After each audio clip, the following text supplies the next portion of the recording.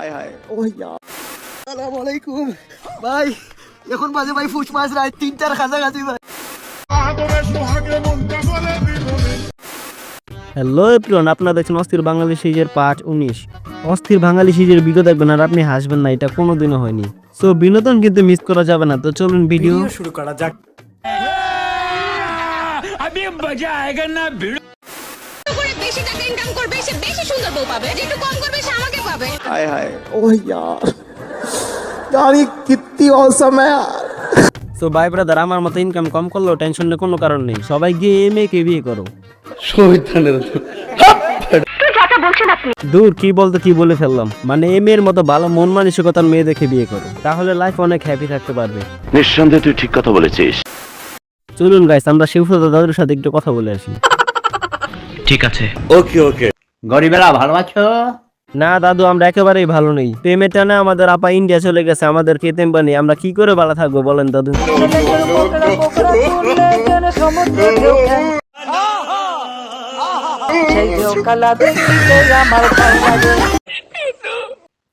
তোমরা এত গরিব কেন? এর অপমান আমি সহ্য করবো না। আজ গরিব বলে অপমান করলেন দাদু। আচ্ছা, একটা শাড়ির মাধ্যমে বলবো আমরা কেন এত গরিব। বলো বাবাজি। গরিব আমরা, গরিব আমাদের মন, কারণ আমাদের কাছে নাই নেতাদের মতো অবৈধ অর্থ সম্পদ আর ধন। মানে এটা কোনো কথা? এবার কুষ্টিয়ায় বিয়ের দাবিতে প্রেমিকের বাড়িতে অনশনে বসেছে 2 সন্তানের জননী। বিয়েফোন দেখিয়ে একান্তে সময় কাটিয়েছে বহুবার। প্রেমিকের জন্য প্রথম স্বামীকে দিয়েছেন তালাক। এরপর বিয়ের কথা বললে পলাতক রয়েছে প্রেমিক। প্রেমিকা দিলেন আত্মহত্যার হুমকি। বিয়ে করার কথা বললেই সময় চাই, এই বলে বলে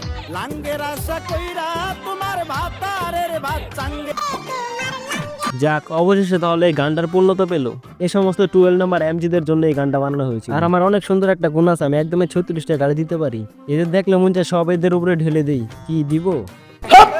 না না, এসবের কোনো প্রয়োজন নেই।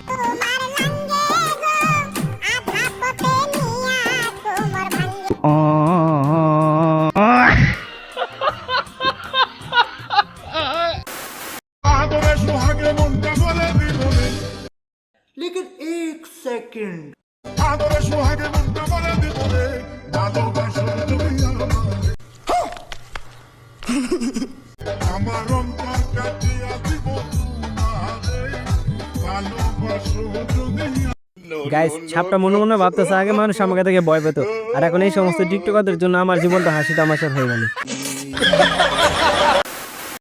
শাশুড়ি মা শোনো না, কি আমি না রান্না করতে পারি না। রান্না করতে কি কি লাগে? রান্না করতে কি কি লাগে? অসহ্য লাগে, অসহ্য। আসলে রান্না করতে অসহ্য লাগে, এটাই প্রত্যেকটা মেয়ের মনের কথা।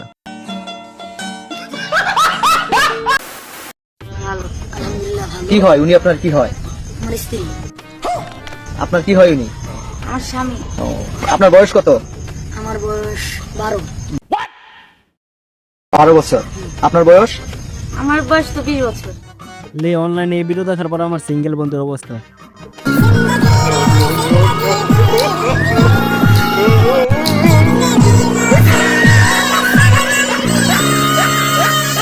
गुड बाय गया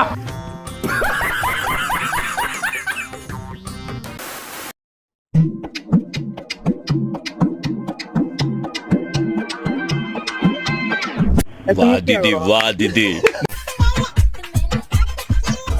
हे प्रभु हे हरिनाम।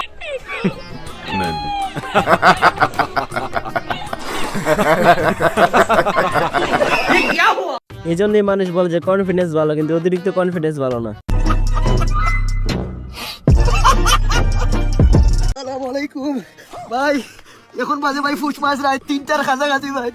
আমার ভিডিও যদি ভাইরাল না হয় ভাই বাড়িতে যেতাম না ভাই, এখনো ঘুমাই থাকবো ভাই। মানে এটা কোনো কথা? ভাই যাইতো না, আমার ভিডিও সবাই ভাইরাল করে দেও। আমিও ঠান্ডারও আমি ভিডিও বানাই ভাই। শোনা গো, আমার খুব কষ্ট যে বলো। দেখো ভাই শোল্ডার অবস্থা ভাই, আমি বাড়িতে যাইতাম না ভাই, অনেক ঘুমাই থাকবো ভাই। ও ফেকের মাঝে ঘুমাই থাকবো ভাই, আমি আর বাড়িতে যাইতাম না। বাচ্চা থাকো চিরকাল ছিঁড়ে খাও বেড়ার বাল। আমি নিঃসন্দেহে বলতে পারি, বিশ্বের মধ্যে যদি পাগল বিক্রি করা হতো, তাহলে এই সমস্ত পাগলদেরকে বিক্রি করে বাংলাদেশ পৃথিবীর 1 নম্বর ধনী থাকতো।